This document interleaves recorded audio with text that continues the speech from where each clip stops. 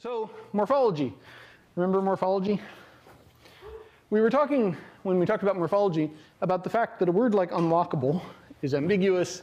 It can mean either it's possible to unlock it, or it is not possible to lock it. So it can be a desirable property of a lock, or not.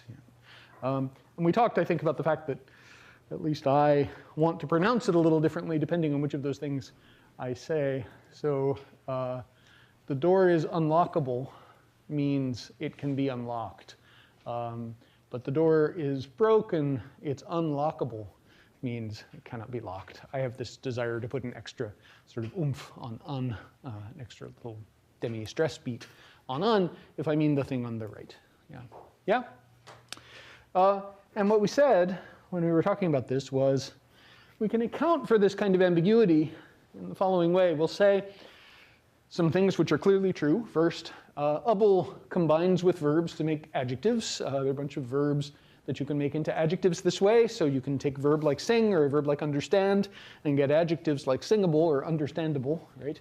And to say that something is singable is to say that it's possible to sing it, right? That's what that means. Yeah, or understandable means it's possible to understand it. So there's an able suffix that changes verbs into adjectives. And then we said there are two uns. There's an un that combines with verbs and makes verbs.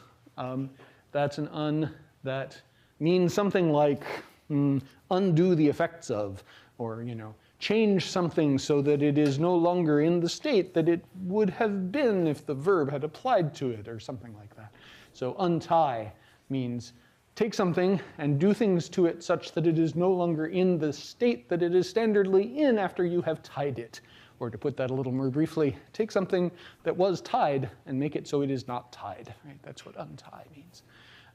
Similarly for undo and a bunch of other uns. Yep. So there's an un that applies to verbs and has sometimes called a reversative meaning. And, change it so that it's back from the state it would have been in. Yeah.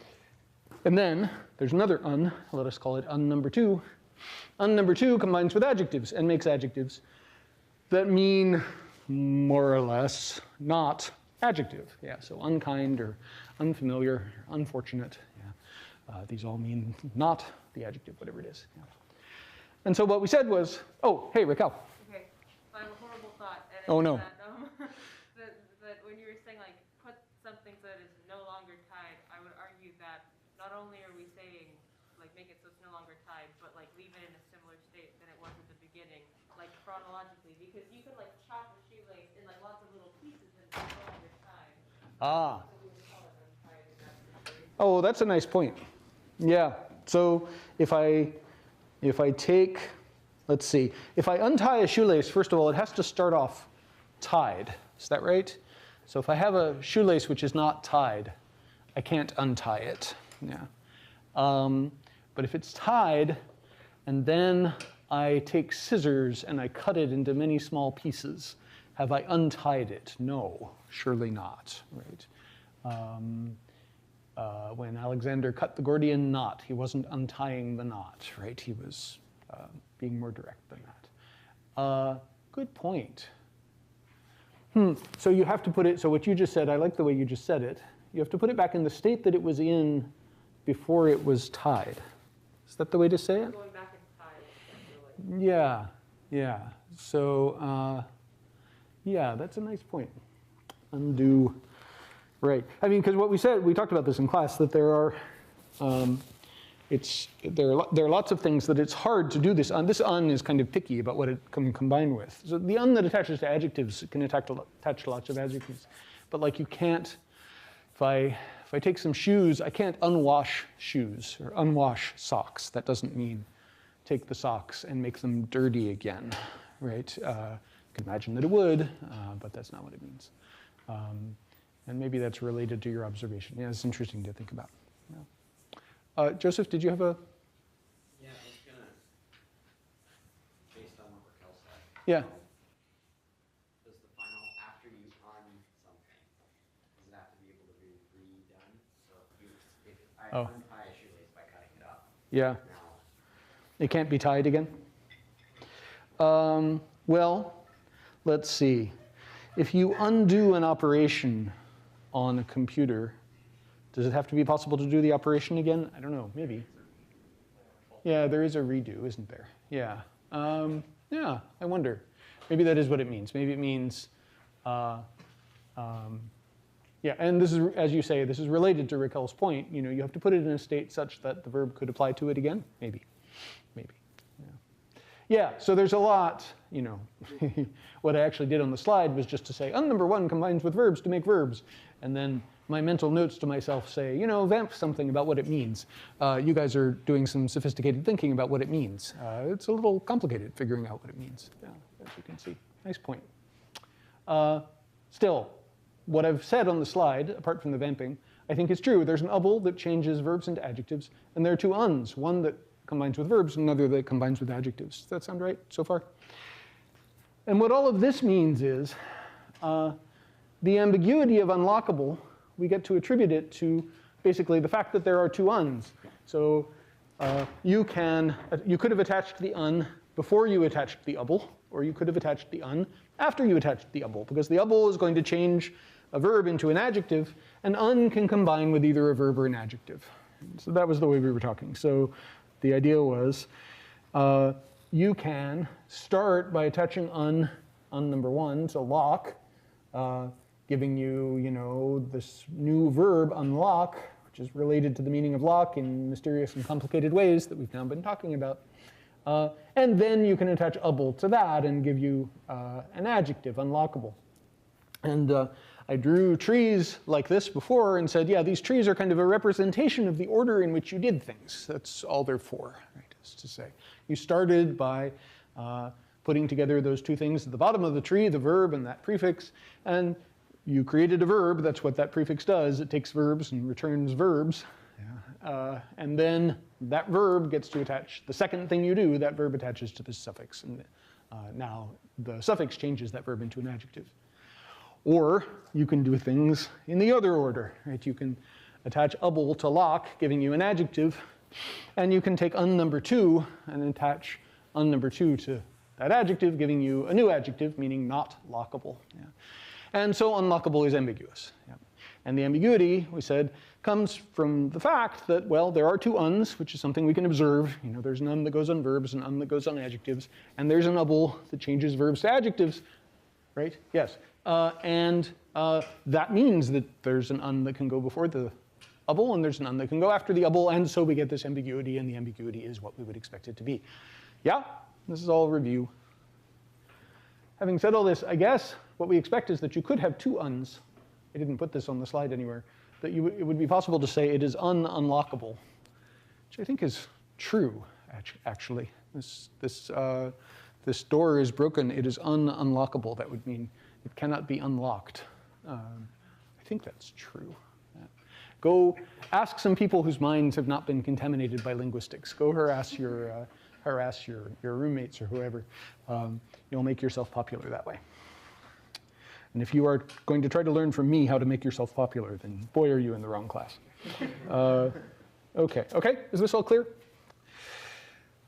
So, you know, the important part of the story is to say, yeah, unlockable, it's a word, it's got three morphemes in it, a prefix and a root and a suffix, but it isn't just three morphemes in a row. Those morphemes were assembled in an order. You assembled them sort of pairwise. You first put two of them together, and then you added another one to the result of that first putting together. And that order has consequences for interpretation. So it's not false to say that unlockable consists of three morphemes, a prefix, a stem, and a suffix, but it's not a complete description of what's happened either. It is that, but it is also those trees, or those trees represent something, namely the order in which you did things. Does that make sense? Now, what we're going to do now is start talking about syntax, which is the study of how words are assembled to make sentences. Words, sometimes things smaller than words, as we'll see. And we're going to see that it's useful to think of sentences as being put together in a bunch of operations, more or less the way unlockable is. That is, that we take pairs of words and put them together to form larger objects, the way I just did for unlockable. Yeah. just to give you an example of the kind of thing we're going to talk about, I think I talked with you about this on the first day. Just as with unlockable, it is true, but it is not a complete description to say that that is 3 morphemes, a prefix and a stem and a suffix. That's true, but it's not a complete description. A complete description involves those trees or some equivalent explanation of the order in which you did things.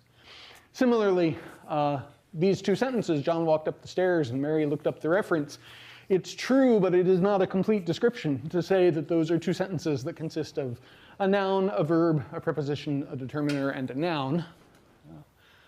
Did I say anything that alarmed anybody just now? Yeah, so those are 2 sentences that consist of 5 words. That's true, and we can say things about what kinds of words they are. There are nouns up there and verbs and prepositions like up, and I just called it a determiner, the. People sometimes call it the definite article. You'll hear me call it the determiner a lot in this class. Yeah. It's true to say that those 2 sentences consist of those 5 words, but just as with the 2 versions of unlockable, we can convince ourselves that it's not a complete description, that it's helpful to think about the order in which you assembled these things. So what I told you last time was, effectively what we're going to want to say is, there was an operation that created the substring up the stairs in that first sentence. That's what we call a constituent. Yeah.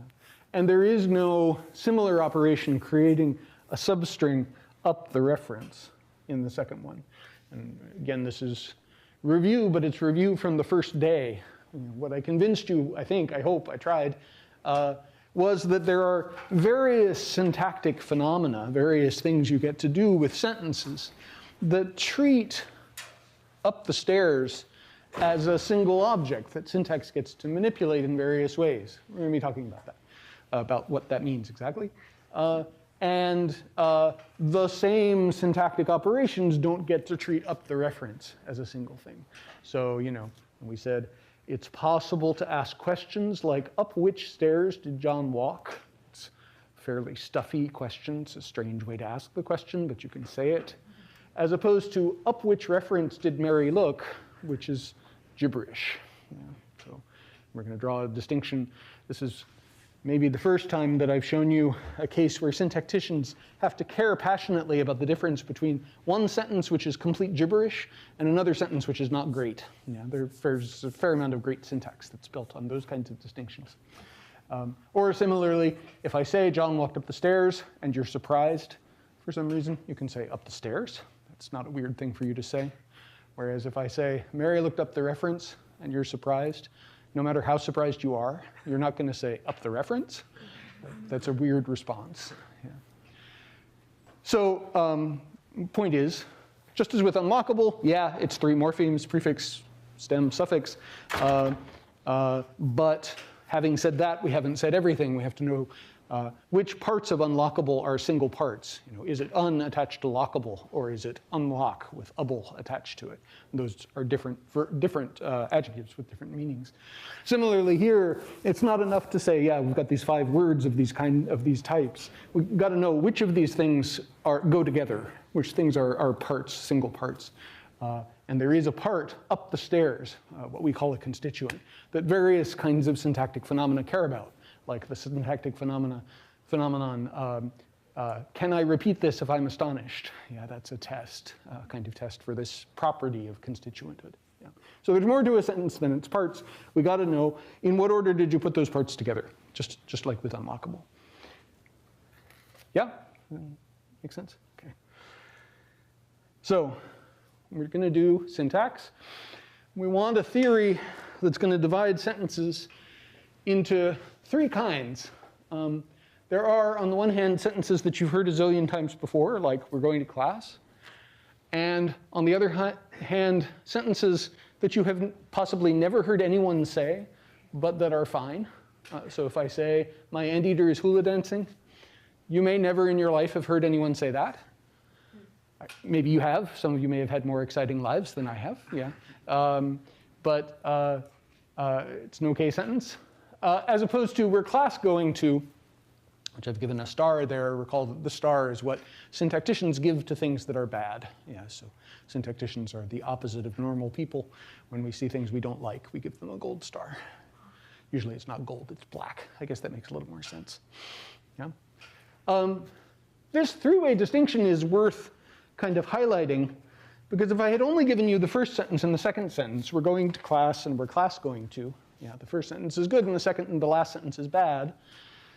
Some of you might be thinking, well, you know, that first sentence, it's a sentence I heard lots of times before. Maybe when I was a small child, I heard my parents say that, you know, and I heard them say it and I remember it now. And maybe that's all. Maybe that's what syntax is. It's the ability to remember things you've heard people say. Yeah. But the existence of the second class of sentences shows that that's hopeless. Yeah. So you're not just remembering things you've heard people say. When you're deciding which things deserve the black star and which things don't, yeah, you're not just categorizing sentences into sentences you've heard before and sentences you haven't. You've got this intuition about which sentences are acceptable. And it's not just about which sentences are in your input, which sentences you've heard people say. It's something else. We're going to try to figure out what that is. Yeah. But I'm giving you these three sentences to slay a hypothesis that you might be entertaining. Stop entertaining that hypothesis. You know, make it go home. It's not a good hypothesis. It won't do you any good. Is that clear? Are people clear on the hypothesis that I'm attempting to slay? Yeah. Yeah. Maybe to like defend this. Yeah.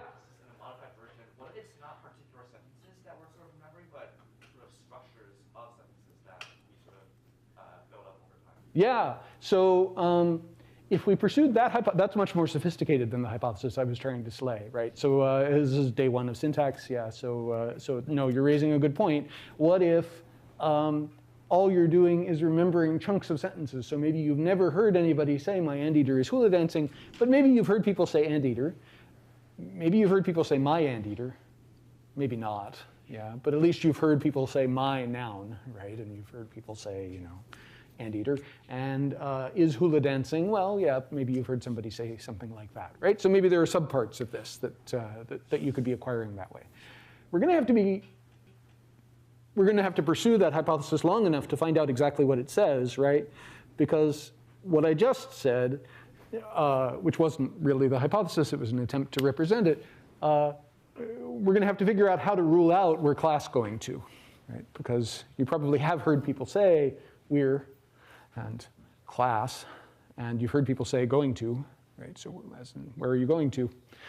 We've heard people say that, and so we're going to have to be careful about that hypothesis to try to figure out how we could use it to rule any, to draw the distinctions that are on the board. Yeah, but you're right. So just to summarize this conversation you and I have just had, I said there's a fairly stupid hypothesis which says.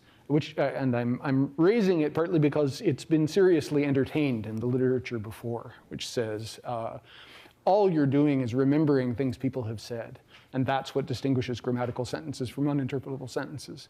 That's false. So we have this distinction between sentences that are grammatical and sentences that are ungrammatical that isn't just a list of all the sentences you've ever heard before. You can take a sentence you've never heard before and accept it. You're raising the point there could be a better version of the stupid hypothesis, one that said, well, maybe there are subparts of the sentence that you've heard before, which is true. We're going to have to be explicit about which subparts count, right, and what exactly we mean when we say that. But you're right, there could be a better version of that hypothesis. Good point. Are there other questions? Did I successfully answer your question? Yeah. OK. All right. So let's talk about what's wrong with we're class going to. I have several hypotheses about what's wrong with it. One could be that it doesn't mean anything. It's a thing people sometimes say. When I'm trying to explain to people, so when I'm on airplane flights and people ask me, you know, what do you do for a living? How I answer sort of depends on whether I feel like talking to the person or not. So if I feel like talking to them, then I will tell them that I work on endangered languages, which is something I do. I work with languages that are down to their last few speakers and try to work with them. And then, you know, sometimes they're interested in that and they talk to me. If I would like to get them to leave me alone and so that I can read a book or whatever. I tell them I'm a theoretical syntactician. That usually ends the conversation fairly quickly. But when it doesn't, when they say, oh, what's that mean? What do you work on? Then I will say, well, I'm trying to figure out why some sentences are grammatical and others aren't, and I'll give examples. And sometimes they will say, oh, but what does that mean? Right? We're class going to. Maybe that's what's wrong with it. It doesn't mean anything. But the problem is, we're capable of distinguishing grammaticality even in sentences that don't mean anything. So this is a famous example of Noam Chomsky's. In fact, I think if you look him up in like Bartlett's familiar quotations, you'll find this first sentence, colorless green ideas sleep furiously. He actually offered that sentence as a part of a pair of sentences. He wanted people to contrast that sentence with the same sentence backwards. Yeah, furiously sleep, ideas green, colorless. So consider those two sentences. And the point is, neither of them means anything, right? So the first one doesn't mean anything. And then if you turn your attention to the second one, it also doesn't mean anything. But they have a different status. So the second one doesn't mean anything, and it's ungrammatical. Whereas the first one, it doesn't mean anything, but you feel as though, and this is why I'm slowing down right about here where I say it doesn't mean anything, because the reaction people sometimes have right about here, does anyone want to hear? Sometimes people say, oh, but look, suppose colorless meant, boring, right? And suppose green meant environmentalist, and suppose sleep and furiously meant different things. Suppose these words meant something other than what they mean. Then the sentence would mean something, which is true, but it's sort of, it's another way of saying the same point. Yeah, the first sentence, colorless green ideas sleep furiously, is meaningless if you don't mess with the meanings of the sentences, but it obeys the rules for how words can be combined. If the words meant something else, the sentence would be fine, right? We can have English sentences that consist of two adjectives modifying a noun, and then there's a verb, and then there's an adverb, right? Not that one, but, big green monsters snore loudly, right? That would be fine. Yeah. So, when the person on the airplane flight next to me says, oh, what's wrong with where class going to is that it's a meaningless sentence. If I'm really, really desperately trying to end the conversation, I bring out these kinds of pairs, right? So it's not about meaning. Yeah, we have this intuition that there are sentences that are okay and sentences that are bad, which is separable from our intuition about what means something and what doesn't. I've just been asserting things about our feelings about these sentences. Do people have this feeling about these sentences? First, that they're meaningless, and second, that the first one is okay and the second one is bad. Yeah, okay. Yeah, Raquel. I can't remember the word for this, but you were saying that certain types of words are like categories that you can add more words to even if you don't know what they mean, like modifiers and things like that. And like this house is very, gloom. You're like this, that's grammatical even if you don't know what it means, but like you can't make it. Oh, yes. As we were talking about open class and closed class morphemes, right? So Jabberwocky is a poem that you can write, changing all the lexical items to nonsense words, but you couldn't do that with functional items. Yeah, that's right. Mm-hmm. Like maybe in situations like where something doesn't really make any sense, your brain still knows that, okay, like maybe it treats it almost like that kind of class where you're like, well, I mean, you can fit like an adjective like this. Yep. Even if it means something ridiculous, like right here, and it's like it sounds okay, even if it's like senseless. Yeah, that's a nice way to put it. I guess this is similar to what I was trying to say about a reaction I sometimes get to this sentence, which is, you say colorless green ideas sleep furiously doesn't mean anything, and people will sometimes say, well, but if these words meant something else, then it would be okay. Yeah, which is true. Yeah. I wonder if it just has to do with assignment. Like in the first sentence, colorless and green seems to correspond to idea. The idea of sleeping furiously versus the second sentence.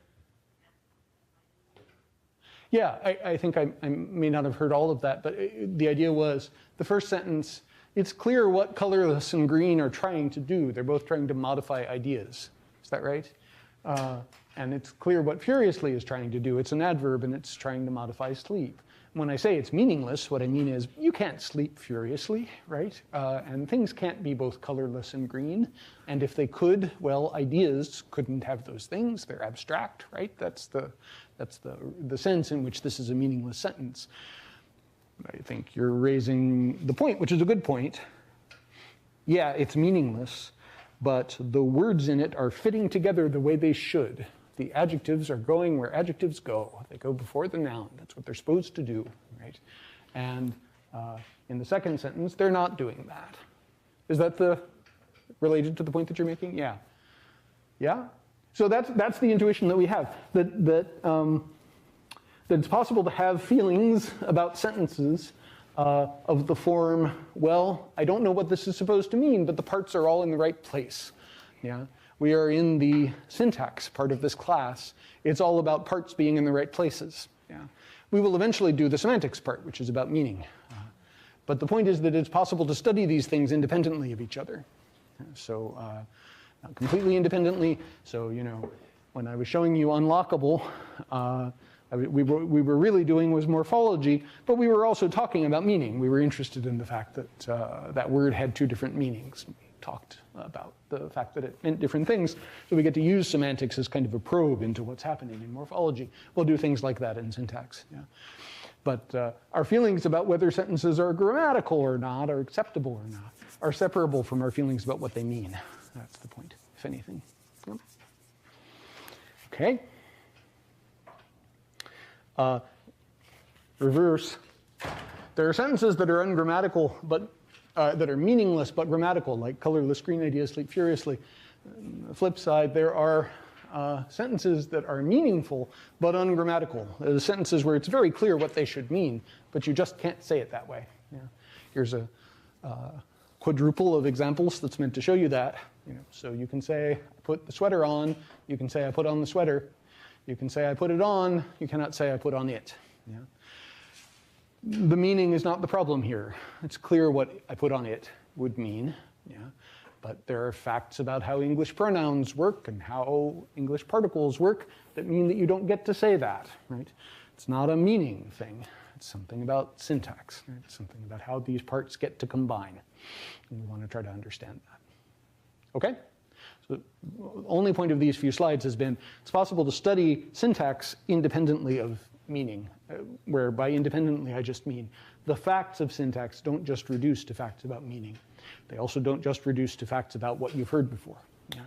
That's what I've been trying to show you. Okay? Here's another thing you might think about what's wrong with where class going to. It ends in a preposition. Were any of you taught in school you must not end sentences with prepositions? Some of you were. Yeah. Some of you were not. That's kind of interesting. I was beaten by English teachers for ending sentences. That's not true. I was not beaten. I was spoken to harshly by English teachers for ending sentences with prepositions. Do you know why we were told not to end sentences with prepositions? Because I guess, Yeah. because like where are we going to? Could just be a place of going. So there are some cases like that. But look, there are also cases like, who are you talking to? Right? Where, sorry, who am I apologizing to? The chalk, I guess. Who are you talking to? Where, you know, without the to, it doesn't have to be about redundancy, I don't think. Is this a sentence that you've ever heard anyone say? Is this okay? Yeah, this is, I think, pretty good English, yeah? So, you know, when our English teachers were telling us not to end sentences with prepositions, we should have asked them, you know, what are you talking about? Because the fact is that English speakers end sentences with prepositions every day. Do you know why your teacher told you not to do that? Yes? Maybe it's because the object isn't clear. Well, but is it? I mean, it's kind of, if I ask you, who are you talking to? There's a sense in which the object isn't clear. I'm asking you who the object is, right? So shouldn't be any harder than who are you describing? Yeah. Yeah.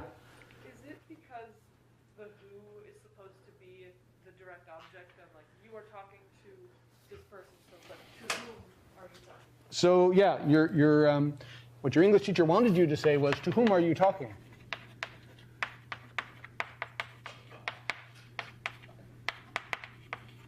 Which many English speakers are capable of saying, possibly because their English teachers frightened them into it. Yeah. But it's not my go-to way to say this. I don't know about you guys. Yeah. So yeah, here, who, the question word, is up here at the beginning by itself. Here, to whom, is part of this phrase that's at the beginning. Question, why does to have to come along according to your English teacher?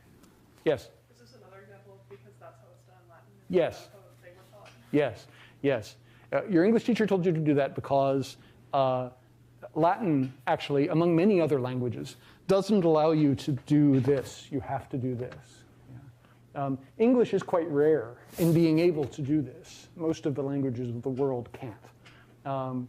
And sometime in the 15th, 16th century, a number of grammarians decided that English would be way cooler if it were more like Latin. And so they began declaring that it was. That's why your English teacher told you that you can't say this, which is ridiculous. English, we should be proud of the fact that we can say this, because as I say, it's rare. Not most languages can't do this. We should have this on our flag or something like that. There should be a stranded preposition, a preposition at the end of a sentence. No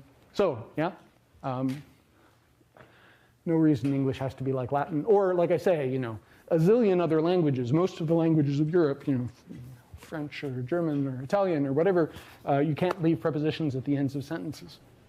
But those teachers don't have to tell their children not to say things like, who are you talking to? Because they literally can't. None of those kids would ever do that. Yeah, but in English, we can. We should be proud of that. Yeah? Okay. So that's not the problem with where class going to. It does end in a preposition, but many perfectly fine English sentences end in prepositions. There's a distinction. There's the example, who are you talking to? There's a distinction that's worth drawing between what's called prescriptive and descriptive studies of grammar. So what we are doing in this class is trying to figure out what people actually say, what the rules are for putting sentences together in English. There are other kinds of things that people say about how English should be spoken. We're not going to talk about that stuff except to mock it the way I did just now. Yeah. So prescriptive grammar is the study of rules that your teachers might have taught you in school about how to speak. Some of which, just to stop mocking it for a second, your teachers might have tried to tell you things that would genuinely improve the quality of your writing, get rid of ambiguities of various kinds. So if you're now mentally composing nasty messages to your English teachers, don't send them. They had your best interests at heart, and they probably taught you a lot of things that were valuable. But they also taught you some things that became popular around the 15th, 16th century because people thought that English would be better if it were more like Latin. Yeah. And so we're not going to try to improve your writing in this class, except insofar as the writing advisors can do that. We're not going to be talking about prescriptive studies of English grammar. We're not going to talk about how you should speak or how you should write. We're just going to talk about how you do. Yeah, so this is going to be a study of descriptive grammar and not prescriptive. Yeah? Yeah? So for that second sentence on the board, what are you talking about? Oh, this one, yeah? How would you translate that such that about something follows the word about? Because about what are you talking? I can't do that in English. About what are you talking? That actually that sounds wrong. Yeah. Actually. Yeah. Whereas to whom are you talking sounds fancy and snobbish. Yeah. Still right. Yeah. No, you're raising an interesting distinction.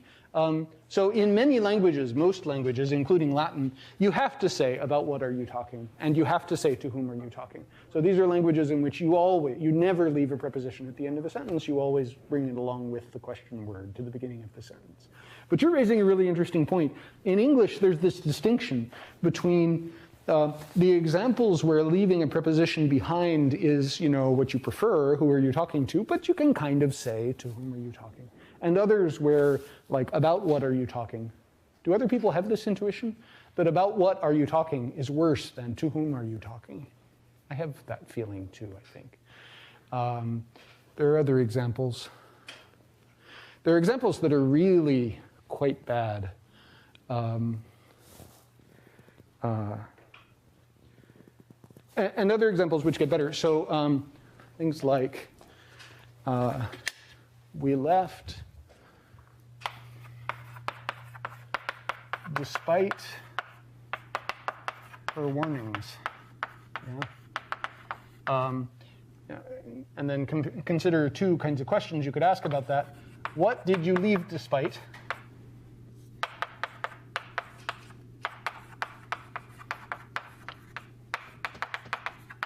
And despite what did you leave?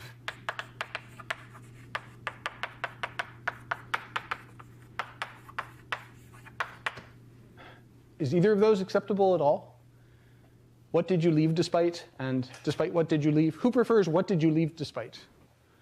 Who prefers despite what did you leave?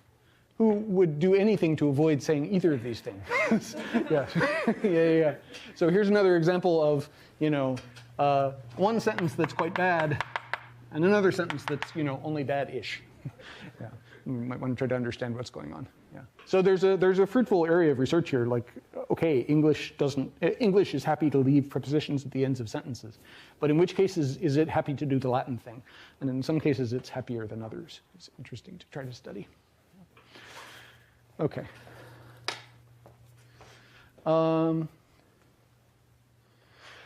Another distinction to make. So we've drawn this distinction now between meaningless on the one hand and ungrammatical on the other. So a sentence can be both meaningless and ungrammatical, but it can also be meaningless and grammatical, like colorless green ideas sleep furiously. We've drawn that distinction. We've drawn a distinction between prescriptive and descriptive statements. So prescriptive statements are things like don't end sentences with prepositions, which are, how shall I say this, false, right? Not a good description of what English speakers actually do. They're sort of aspirations. We're not going to do that. We're just going to study what English speakers do. Yeah. Right. So here's another useful distinction. It's sometimes called competence versus performance. Imagine that I am standing up here talking to you. So far, this should be easy to imagine. And, except I'm not standing. Imagine that I'm standing up here talking to you, and I say, this is the, and then I inhale a fly. Yeah. So imagine that I don't have to wear a mask. I keep forgetting that. Imagine that I take off my mask and I inhale a fly, right? So I say, this is the, and then I stop. I'm like, right? Stop right there. And then imagine that this experience is so traumatizing for me and also for the fly that I never complete that sentence. So, I say, this is the, and then I stop. There are two attitudes that we could have to me having uttered that sentence. That's a sentence I uttered. This is the right? That's something I said. And I'm a native speaker of English, right?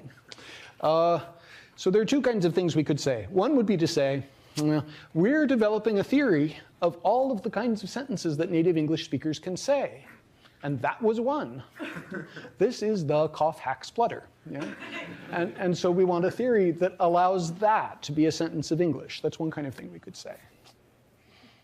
This is one of those moments that happens a lot in classes where the professor says, here's one thing we could say, and then describes something completely ridiculous. Right?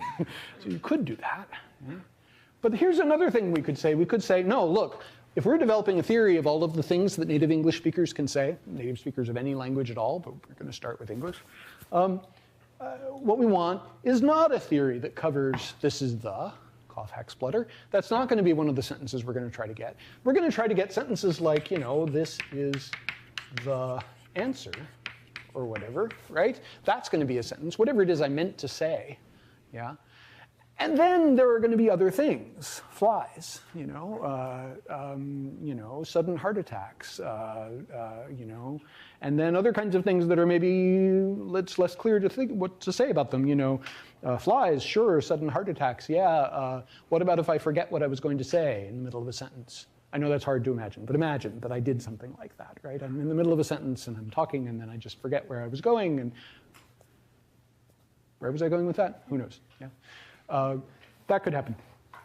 So what we're going to have, so this is a different approach, and it's the one that you might imagine I'm kind of recommending. What we're going to have is the idea that we're going to develop a theory of what English speakers say, but we're going to imagine a kind of English speaker who never inhales flies and never forgets what they were going to say, never has a fatal heart attack, and only speaks in completely grammatical sentences. Yeah. There might not be any speakers like that, right? If you have ever looked at a transcript of somebody talking, there aren't any sentences in there, right? Unless the person is like reading a text, yeah. Or unless the person is Noam Chomsky, I have to say. If you know, it was quite weird reading transcripts of Noam Chomsky talking or listening to Noam Chomsky talk, because in fact he talks in complete sentences, paragraphs. It's kind of astonishing.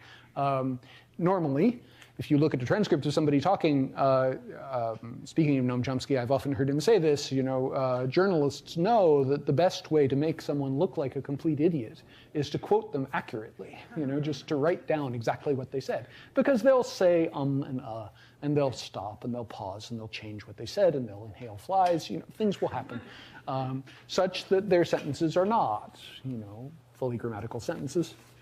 What journalists, in fact, do is to clean up all that stuff so that people sounded like they were talking in complete sentences.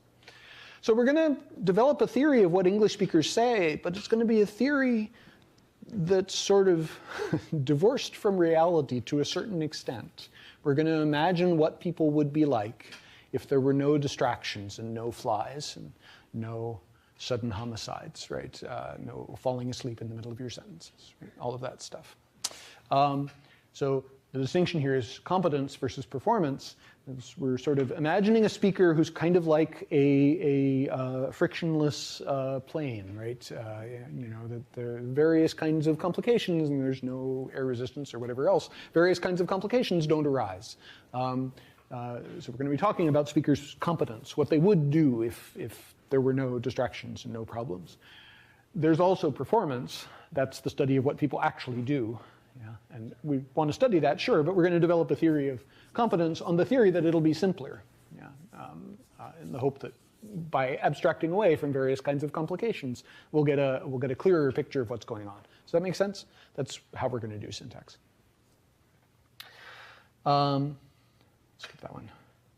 Similarly, it's raining. It's a possible sentence of English. John thinks that it's raining. It's a possible sentence of English. Mary thinks that John thinks that it's raining. It's a possible sentence of English. In fact, for any sentence of English, it's always possible to create a longer sentence. So take any sentence, S. Here's a recipe for another sentence of English. You can always say, she thinks that S. Yeah. Where she, you know, maybe refers to different people in every clause. Yeah. So you can say, it's raining, she thinks that it's raining, she thinks that she thinks that it's raining, she thinks that she thinks that she thinks that it's raining. You can keep going arbitrarily long. There is no bound on the length of English sentences. When we say it that way, you can tell that I am talking about competence. Yeah? Because no matter how many recordings of English speakers you go through, you will never find an infinitely long sentence. Right? Nobody actually says these things. But the reason nobody says an infinitely long sentence, the idea is going to be, that isn't a fact about grammar, right? It's a fact about life. And we don't care about life in this class, right? The fact that, you know, if I were to start saying she thinks that she thinks that she thinks that she thinks that she thinks that she thinks that she thinks that she thinks that it's raining, that eventually people would stop listening to me, or I would run out of breath, or I would need to take a break to eat, or I would die. You know, there are various reasons that I will eventually stop uttering my infinitely long sentence.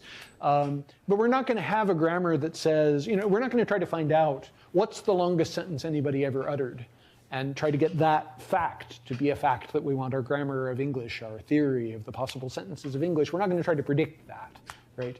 What we're going to have is a theory that says English sentences can be arbitrarily long, And then, yeah, eventually people die, and so nobody ever says a sentence that's infinitely long. But that's about death. That's not about, and we're not going to talk about death in this class, except when we do. Does that make sense?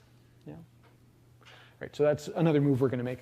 Another instance of us caring about the difference between competence and performance. Nobody ever performs an infinitely long sentence, but we're competent to produce them. Okay, so enough talking about what we're going to do. Let's begin doing it. Questions before I begin doing some syntax? Okay. Here's the sentence. I will find the red book. Grammatical sentence, yeah? Acceptable. It's clear what it means, although we've just said it doesn't matter whether it means anything.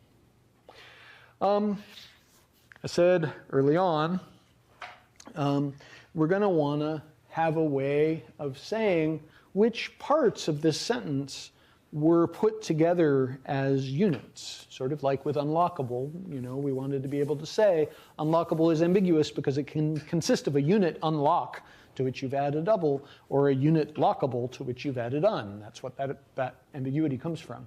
And we're going to do a similar kind of thing with syntax. We're going to look for these units. And what we're going to find is that there are various phenomena that care about whether something is a unit in that tree, a single blob of structure. So in a sentence like I will find the red book, for example, we'll see that syntax treats that string, the red book, as a unit. There are various sort of phenomena that care about that. So one of them is what's sometimes called topicalization. It's possible to say things like, the red book I will find. For me, at least, it's easiest to say things like that if I follow it up with the blue book, I will leave right where it is. Yeah. It's okay to say things like, the red book I will find. Yeah. It's okay to take a substring like that, the red book, and put it together with another similar substring conjoined with the word and. So you can say things like, I will find the red book and the blue pencils. It is okay to use the red book as a possible answer to a question. This is sort of like the stuff we were saying before about things you can say if you're astonished. Yeah. So you can say the red book as basically a sentence under the right circumstances. For example, if somebody's just asked you, what will you find? Yeah. These are all ways in which the red book is treated as a single object that syntax gets to refer to. I hope I was smart enough to contrast it with something else on the next slide. Yes, I was, but let me give you one other test. Yeah, this is a test. I can say things like, what I will find is the red book. So I can rearrange the words of this sentence in a way such that there is a word is before that string, the red book. Yeah, and it puts a special kind of emphasis on the red book. It's called clefting. Contrast that with, so this is not just a property of every three-word string in the sentence. So find the red, for example, is not a constituent. It's not a phrase. It's not something we need to make reference to. So you cannot say things like, find the red, I will book. Yeah. So the red book I will find, the blue book I will leave where it is, fine. But find the red, I will book. Leave the blue, I will pencils. No, yeah, you can't do this with just any random three-word string. Similarly, there is no question. There are questions to which the answer is the red book, like what will you find? There are no questions to which the answer is find the red, apart from what are the third, fourth, and fifth words of this sentence? Yeah. So put aside sort of meta-linguistic games like that. Yeah, you can't answer. There's no question that will give you that answer. Yeah? What color do I need to find? What color do I need to find? Find the red. Really? Oh, I see. You mean, what color book do I need to find? Find the red.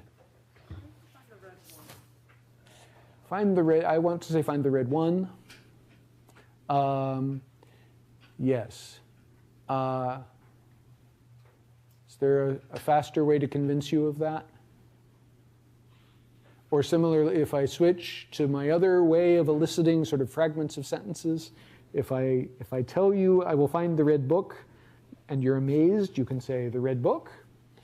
But if I tell you that I will find the red book and you're amazed, you're not going to say find the red, I think. Do you think that's true? But yeah, I take your point about to the extent that you can use the red as shorthand for the red one. Red acting as the noun, not red acting Yeah, no, it's an interesting point. Several people have points about that point. Joseph? I think find the red is an acceptable answer to a question. If you're finding this, like, suppose you have this fictional or like this children's game where there's a bunch of little tiles, you have to find the red. Yeah. On the red ones. Yeah. So this is sort of like your example, where we're going to treat red as a noun that you're going to go find. I guess this is kind of the same thing, like land of the free, home of the brave.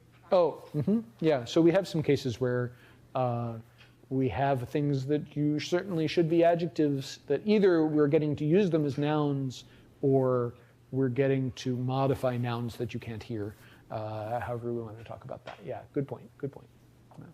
Yeah, other points about this?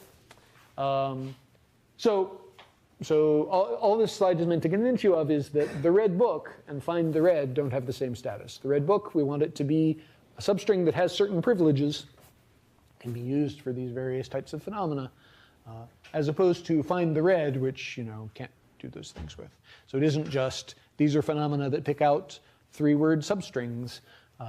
These are phenomena that pick out certain substrings and not others of the sentence, certain strings of words and not others of the sentence. And we're going to try to figure out theories about why those are the special strings. Okay? All right. And what we're going to do is we'll say, just as with unlockable, we were taking pairs of things and putting them together to form larger things, larger units. We'll do the same thing here, only with words. We had this operation, we were calling it merge, that takes pairs of things and puts them together into a larger thing.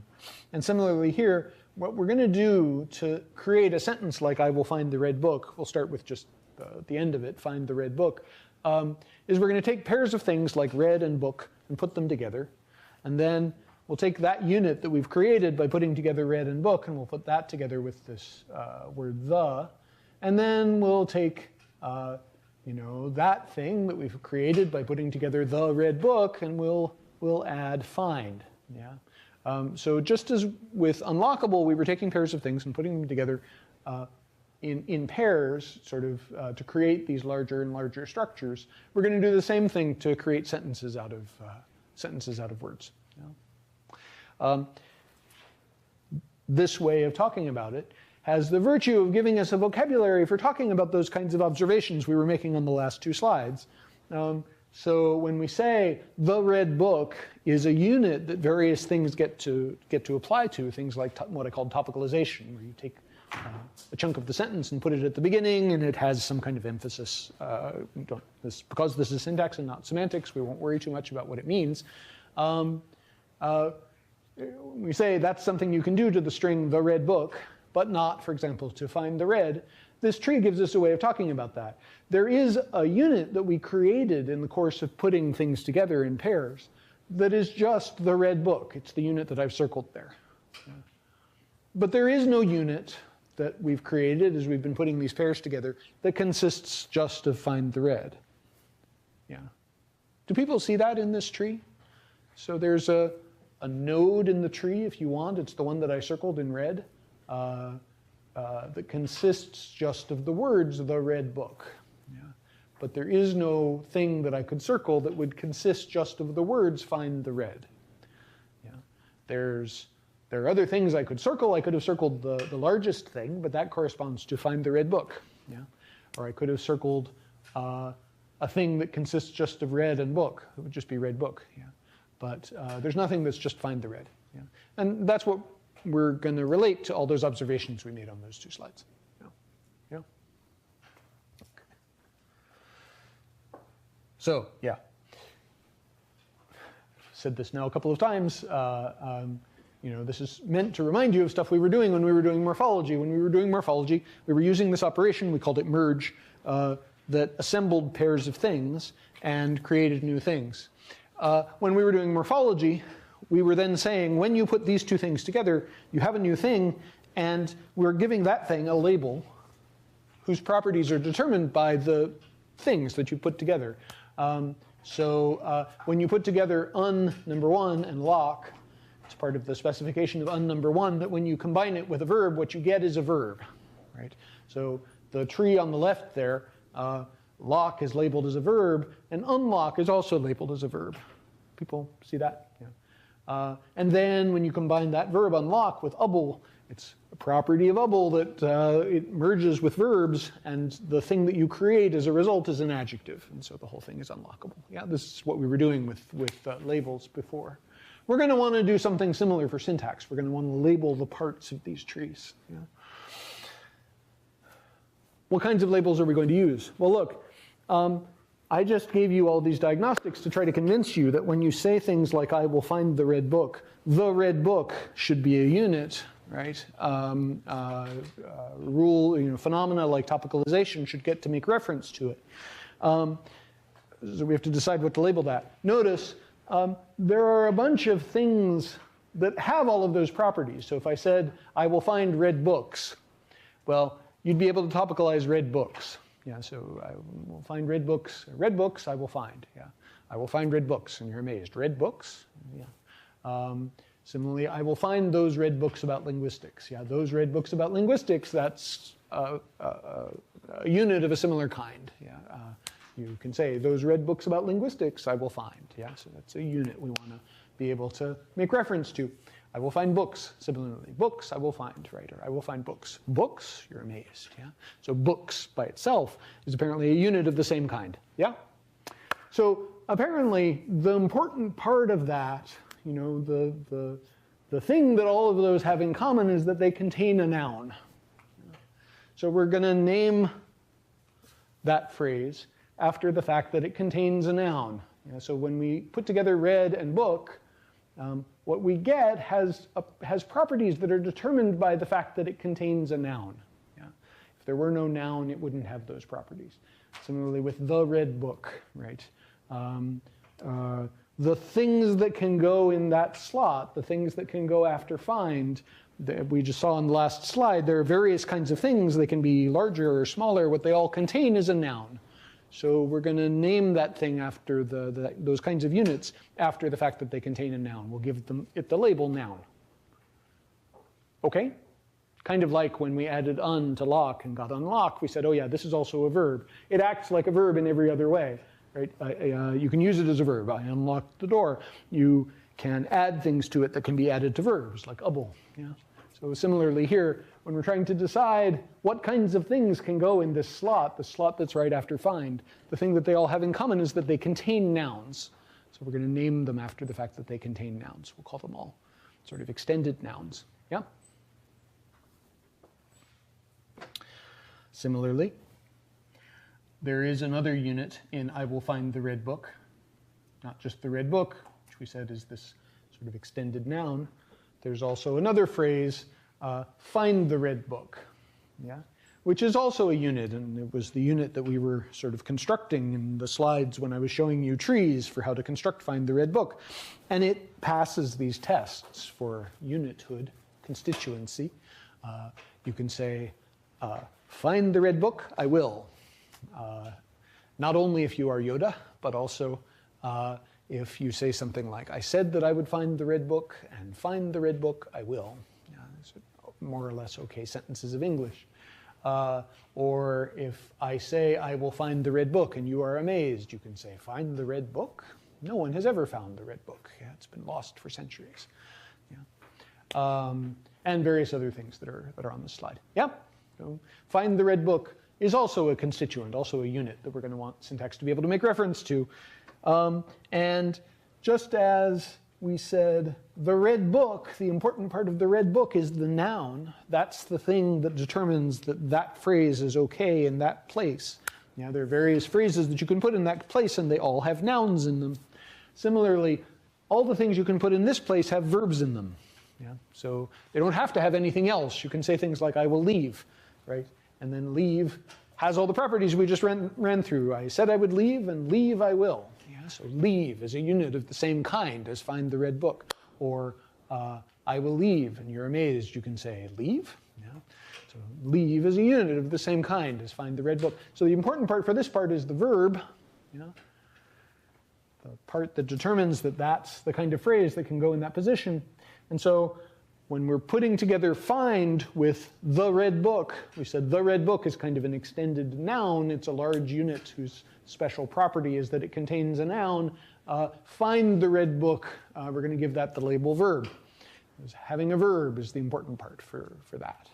So, yeah. So far, so good? So, yeah. One more. You can say, I will find the book in the garage. In the garage is a unit. It's a constituent. It's a phrase. It's the kind of thing syntax gets to care about. And again, if I say, I will find the book in the garage, and you're amazed, you can say, in the garage. Yeah. If I want to, I can topicalize in the garage. I can say things like, in the garage, I will find the book. Yeah. It's a prepositional phrase.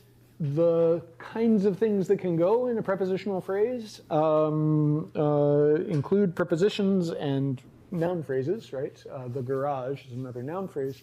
There are also prepositional phrases that seem to just contain a preposition, like I will look up. Yeah? Where, again, if I say I will look up and you're amazed, you can say up. You know, why will you look up? I said I would look up, and up I will look. Maybe. Yeah. How do we know that up isn't like an adverb sort of describing look? Yeah. Yep. Yep. Yes, sir. Adverb. Adverb is a funny word because there are a lot of things that can be used. So if by adverb we mean thing that modifies the verb, there are a lot of things that can be used that way, including adverbs, like I will leave quickly, or quickly is an adverb, but also prepositional phrases like I will leave in a chariot, yeah, where the prepositional phrase is kind of like an adverb, yeah.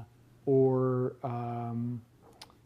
maybe even noun phrases like I will leave the day after tomorrow, where the day after tomorrow sure looks like a noun phrase. It's got a noun in it, day, yeah, and then the before that, but we know that can go at the beginnings of noun phrases. So there are probably, so the word adverb can be used to cover a bunch of things, including things that we don't have any other word for, like quickly, which is an adverb, but also things that we would give other labels to, like noun phrase or prepositional phrase. And so I think you might be right that this is an adverb in the sense that it modifies the verb. I think I might also be right in the sense that it's a prepositional phrase that's being used as adverbially. Does that make sense? So what I'm trying to do is work out a way for you and I to both be right, which is always my goal in discussions. Yes? What about a sentence like, I will wake up? I will wake up. Or it doesn't make sense to say, wake up. Yeah, that's a nice example. I will wake up. So probably, I mean, I just tried to convince everybody that it was okay to say up. I said I would look up and up I will look. But I said I would wake up and up I will wake. I'm not even going to try. Similarly, I think if I say I will wake up and you're amazed, you're not going to say up. Yeah, that's a nice example.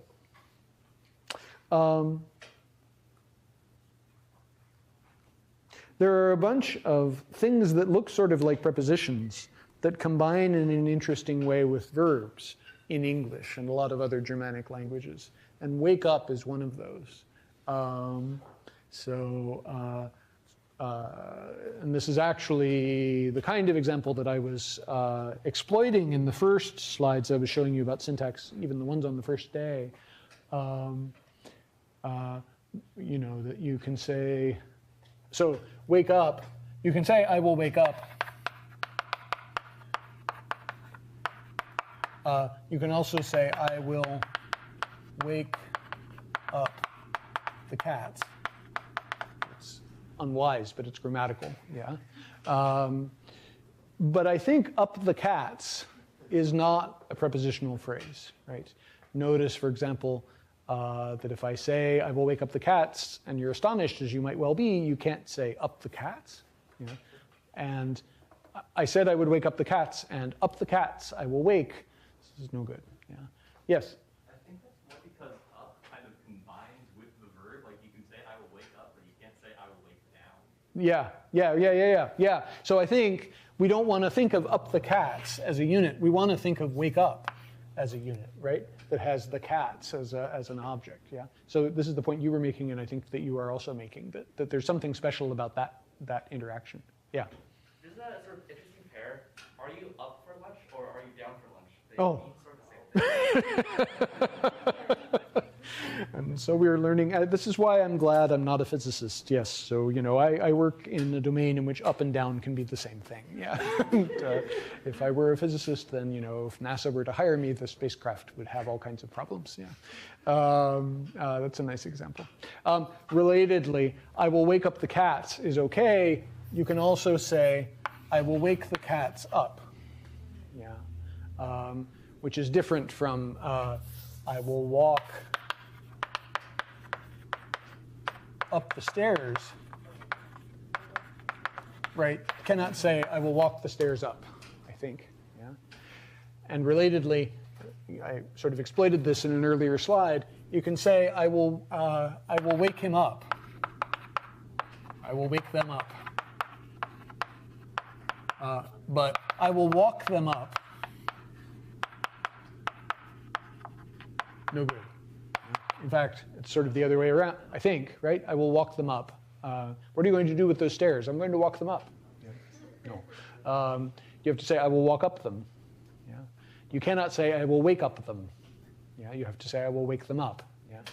So these ups are different. Yeah? So up the stairs is a prepositional phrase. Up the cats is not a prepositional phrase. We need different structures for these verb phrases, and we will develop them. You had. Yeah, I was also going to say, but you can say, like if you're taking someone home, you can say, I will walk you up to your room. Yes. I will walk you up to your room. You can say, I will walk the student up to her room. You can say, I will walk up the student to her room. Can you? But yes, it's like the opposite. Wait, can you say, I will walk up the student to her room? No. That implies you're walking on the student, which Yeah, okay, so if the student is lying down, yeah, and I'm using her as a ladder, then yes, but if not, so I think I will walk the student up to her room is different from all of these, actually, kind of interestingly. I think maybe up is modifying to her room, yeah, that we want there to be a constituent up to her room. Notice that if I say I will walk her up to her room, and you're amazed, you can say up to her room, yeah, which suggests that that's a constituent. Yeah, yeah, that's a nice third thing I should talk about when I'm talking about this. Cool. Several. Oh yeah. Mm-hmm. Yeah, I have a question. So I think there's something different between waking up or like walking up. Yeah. Like in a sense, you can say the cat is up or like I'm up. Yep. And that would make sense. Yeah. So it's kind of like, you know, I don't know, like an adjective in some sense is describing my state. Yeah. But at the same time, it's not an adjective because it's describing the verb. Yep. So I was wondering, like, if there's any specific distinction between waking up and like walking up. Yep. Just like, you know, simple verb. Yeah, so that's a very nice example. So in a way, waking the cats up, it's a little bit like painting the cats red, right? Not in very many ways, but in this way. If you paint the cats red, you paint the cats, and as a result of that, the cats are red. Yeah, and the cats change into cats that were not red before, and now they are cats that are red. Similarly, if you wake the cats up, the cats were not up before, but when you're done, the cats are up. Yeah, and possibly also red. It depends on how you did it, I guess. So I think you're absolutely right that we want wake the cats up to have up. I will wake up the cats. We want up to not be a preposition that's combining with the cats to be a prepositional phrase. It's something else. It's like a predicate of some kind. It's like red, and I will paint the cats red. Yeah, as we study these verb phrases further, we'll want to have structures that give them that character. That was a very nice example. Did you have a question a while ago? No. Joseph?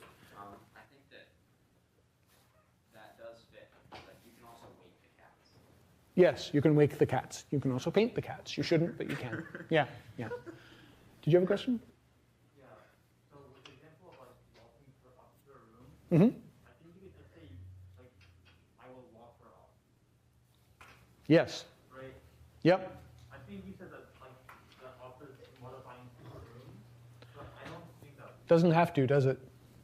No. I will walk her up. I will walk her up to her room. I will, but similarly, you can walk the student. So, you know, I keep going to the student from her because there's a difference between pronouns and non-pronouns. You can wake up the cats or you can wake the cats up. You can wake them up and you cannot wake up them. Yeah? So a pronoun has to go before this kind of up, but the cats can go on either side. Yeah? So I will walk her up. You're absolutely right. That's the way to say that. But I think you also have to walk the student up. You can't walk up the student unless the student is lying down and you're walking on her, right? But if you mean you're going to walk with the student so that the two of you are up, so we want walk the student up to be different from wake the cats up, and maybe also different from walk up the stairs. Yeah, it's a third kind of thing. Yeah, which as we work further on this, I'm sort of, in a way, I'm glad that we're running out of time because it means that I have a week to create slides about this.